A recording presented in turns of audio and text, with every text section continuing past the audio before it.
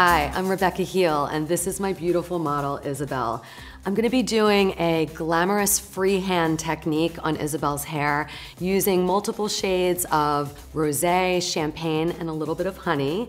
And all of these shades will be utilized with Elumen, something that you can do on your blondes in the salon. Let's take a look.